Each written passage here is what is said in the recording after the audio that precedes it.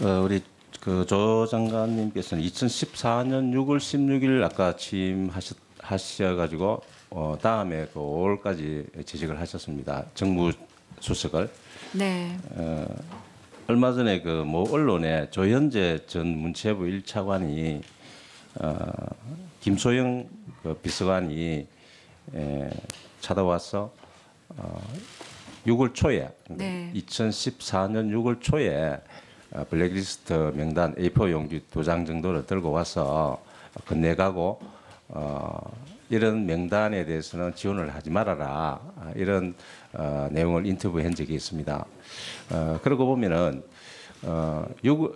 조 장관께서 6월 중순에 16일 날 취임을 하셨기 때문에 블랙리스트가 전달이 된 것은 6월 초이기 때문에 제 추정으로는 실무적인 기획이나 또 리스트 작성 등을 감안하면은 최소한 5월 말경에는 블랙리스트가 작성되었다고 봐야 됩니다.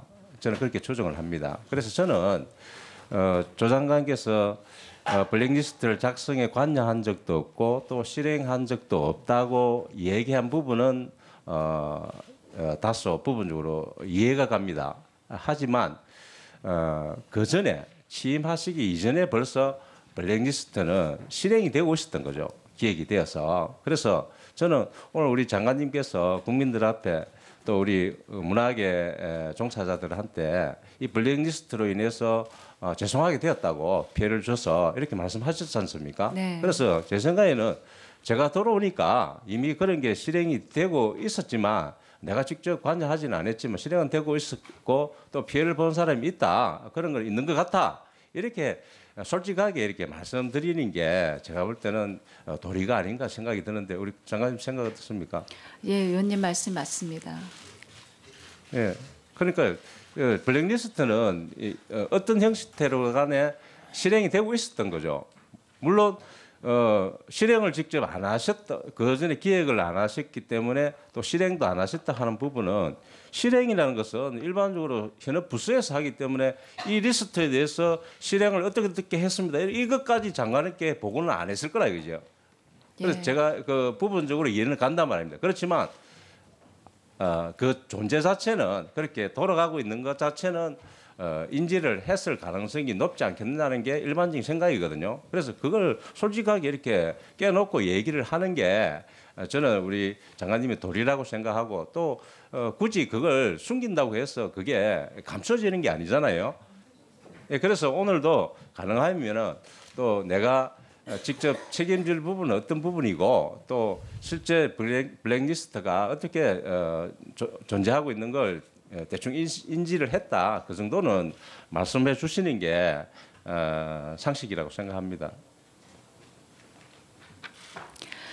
제가 장관으로 온 다음에 이런 리스트가 있고 이게 현재에도 작동을 합니다라고 하는 보고는 받은 적이 없습니다. 2015년 가을 국감에서 지적이 됐었던 그런 문제에 대해서 저희가 국감에서도 재차 질문을 받았습니다. 네, 물론 부서에서 이런 블랙리스트가 있다고 장관님께 공식적으로 보고는 하지 않았겠죠. 그 보고할 건도 아니고 왜 공식적으로 처리할 수 있는 게 아니잖아요. 그래서 당연히 그 보고는 없을 수도 있었고 단지 제가 생각할 때는 지금까지 어떤 역대 정권도 그 정권에 반하는 또 특이한 그런 성향의 사람들에 대해서 최소한 이렇게 공식적이지는 않지만 비공식적으로는 관리는 저는 해왔다고 생각합니다. 아직 우리 사회가 그걸 탈피하지 못한 수준에 있다고 저는 생각을 하거든요. 그래서 그런 전반적인 상황을 좀 더 솔직하게 말씀해 주셨으면 좋지 않았나 그런 생각이 듭니다. 마치기 전까지 혹시 심경의 변화가 계시면은 좀 밝혀주시면 좋겠다는 말씀드리고 우리 그 위원장님께도 제가 그 말씀을 좀 드리고 싶은 게 지금 그 특검에서 고발 요청이 지금 2차례 이제 들어왔지 않습니까? 그런데 이게 지금 우리 국회에서 위정을 했다고 의심이 돼서 고발하는 경우는 우리 국회의 전속권입니다. 고발이. 그래서 전적으로 국회가 판단을 해야 되는 거지. 특검이 요청이 왔다고 해서 의혹이 있다고 요청이 왔다고 해서 다 고발할 것 같으면 앞으로 어떻게 이게 처신할 거냐 이거죠. 그래서 상대를 존중하는 것은 좋지만 이렇게 무작정 특검이 요청이 왔다고 해서 다 고발을 해버리면 나중에 곤란해지는 상황이 생길 수 있다. 그리고 우리 조윤선 장관 같은 경우에도 오전에 출석을 안 했습니다. 왜? 이미 고발이 됐으니까. 그래서 고발 시점도 가능한 이 청문회 마지막 날에 전체적으로 종합해서 모아서 고발을 했더라면은 또 더 나올 증인도 있을 수도 있었다 이거죠. 그래서 좀 더 신중했으면 좋았지 않나 그런 생각이 듭니다.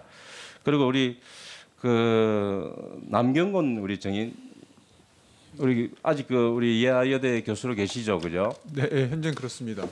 네. 예, 현재 그렇습니다. 네.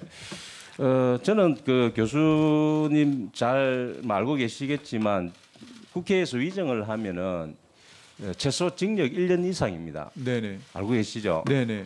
굉장히 형량이 높습니다. 네. 그래서 제가 생각할 때는 물론 학교를 위해서 재단을 위해서 대의적 차원에서 그렇게 접근하신 부분 저는 10분 이해를 합니다. 하지만 이제는 그걸 감출 시기가 아니라고 생각을 하거든요. 네네. 그래서 우리 학생들을 위해서 또 대학을 위해서 다 대학이나 학생을 위해서 그렇게 했을 거 아닙니까? 이 박 처장으로서 지금 교육부 감사에서 보면은 그 면접하신 분들이 증언들이 나오고 있습니다.